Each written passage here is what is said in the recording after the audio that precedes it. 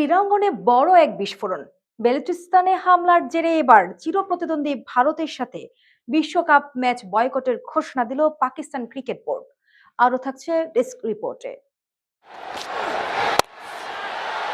Cricket বিশ্বে ফের উত্তাপ ছড়াচ্ছে ভারত পাকিস্তান বৈরিতা। আসন্ন বিশ্বকাপে ভারতের সাথে বহুল প্রতীক্ষিত লড়াইটি বয়কটের ঘোষণা দিয়েছে পাকিস্তান ক্রিকেট বোর্ড বা পিসিবি। ক্রীড়াঙ্গনের সবচেয়ে হাই ভোল্টেজ এই ম্যাচটি নিয়ে অনিশ্চয়তা এখন চরমে। পিসিবি জানিয়েছে, বেলুচিস্তানে সাম্প্রতিক হামলার নেপথ্যে ভারতকে সরাসরি দায়ী করছে তারা।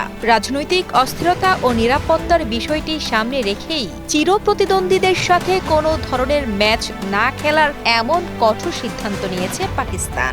এমন ঘোষণায় ক্রিকেট বিশ্বে শুরু হয়েছে তোলপাড়, যা আইসিসির জন্য এক বড় চ্যালেঞ্জ। ক্রীড়া ও রাজনীতির এই সংঘাতের ফলে কোটি কোটি ক্রিকেট ভক্তের প্রিয় এই লড়াইয়ের ভবিষ্যৎ এখন গভীর অন্ধকারে।